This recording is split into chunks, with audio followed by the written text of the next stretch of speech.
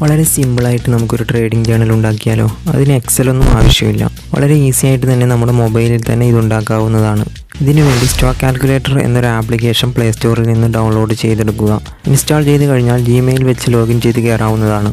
അതിനുശേഷം ഇതുപോലൊരു ഇൻ്റർഫേസ് കാണാൻ പറ്റും. ഇവിടെ 2 സെക്ഷൻസ് ഉണ്ട്, ട്രേഡിംഗ് കാൽക്കുലേറ്ററും ട്രേഡിംഗ് ജേണലും. ട്രേഡിംഗ് ജേണൽ എന്ന സെക്ഷനിൽ ട്രേഡ്സ് എന്ന ടാബ് കാണാൻ പറ്റും.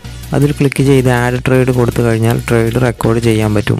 ഈ സിമ്പിൾ നെയിം എന്നുള്ളിടത്ത് സ്റ്റോക്കിൻ്റെ പേര് കൊടുക്കുക. അതിനുശേഷം ലോങ് ഓർ ഷോർട്ട്, ബൈ ആണോ സെൽ ആണോ എന്ന് സെലക്ട് ചെയ്യുക. അതിനുശേഷം ട്രേഡ് ടൈപ്പ് സെലക്ട് ചെയ്യുക. പൊസിഷണൽ, സ്വിംഗ്, ഇൻട്രാഡേ, സ്കാൽപ്പിംഗ് ഏത് ടൈപ്പാണോ അത് സെലക്ട് ചെയ്യുക. ഇക്വിറ്റി ആണെങ്കിൽ സ്വിംഗ് സെലക്ട് ചെയ്യുക. അത് കഴിഞ്ഞ് quantity, entry price, stop loss, target price കൊടുക്കുക. അതിനുശേഷം താഴെ സെറ്റപ്പ് എന്ന് കാണാൻ പറ്റും. അവിടെ നിങ്ങൾ ഏത് സ്ട്രാറ്റജി വെച്ചിട്ടാണ് ഈ ട്രേഡ് എടുത്തത് അത് സെലക്ട് ചെയ്യുക. സ്ട്രാറ്റജിയുടെ പേര് ആഡ് ചെയ്തിട്ടുണ്ടാവില്ല. അതിനുവേണ്ടി ആഡ് ന്യൂ സെറ്റപ്പ് എടുത്ത് സ്ട്രാറ്റജി ആഡ് ചെയ്യണം.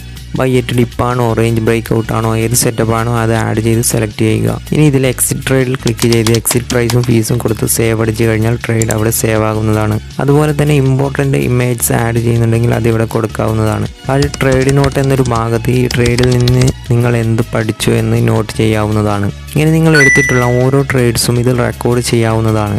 നിങ്ങളെടുത്ത കംപ്ലീറ്റ് ട്രേഡ്സ് അനലൈസ് ചെയ്യാൻ വേണ്ടി ഡാഷ്ബോർഡിൽ ക്ലിക്ക് ചെയ്യുക. അവിടെ നിങ്ങൾക്ക് ടോട്ടൽ റിട്ടേൺ, എത്ര ട്രേഡ്സ് എടുത്തിട്ടുണ്ട്, ഏത് ടൈപ്പ് ട്രേഡാണ് പ്രോഫിറ്റ് തരുന്നത്, ഓരോ മാസം ഉണ്ടാക്കിയ പ്രോഫിറ്റ് ആൻഡ് ലോസ് എത്ര, ഏത് സ്ട്രാറ്റജി പ്രകാരമാണ് പ്രോഫിറ്റ് ആൻഡ് ലോസ് ഉണ്ടാകുന്നത് എന്നൊക്കെ അറിയാൻ പറ്റും. എന്നിട്ട് എല്ലാ ട്രേഡ്സും റിവ്യൂ ചെയ്ത് നോക്കുക. അപ്പോൾ നിങ്ങൾക്ക് ഇതുവരെ എടുത്ത ട്രേഡിൽ എന്തൊക്കെ മിസ്റ്റേക്സ് ഉണ്ടെന്നും അതിനെ ആവർത്തിക്കാതിരിക്കാനും പറ്റും. അപ്പോൾ ഇതുപോലെ ട്രേഡ്സ് ജേണലൈസ് ചെയ്ത് നോക്കുക. ഇത് എക്സൽ ഷീറ്റിൽ ടൈപ്പ് ചെയ്യുന്നതിനേക്കാളും വളരെ സിമ്പിളാണ്. മെയിൻറ്റെയിൻ ചെയ്ത് കൊണ്ടുപോകാൻ വളരെ ഈസിയുമാണ്. നിങ്ങൾ ഇതുവരെ എടുത്ത ട്രേഡ്സൊക്കെ അനലൈസ് ചെയ്യാനും ഇത് വളരെ ഈസിയാണ്.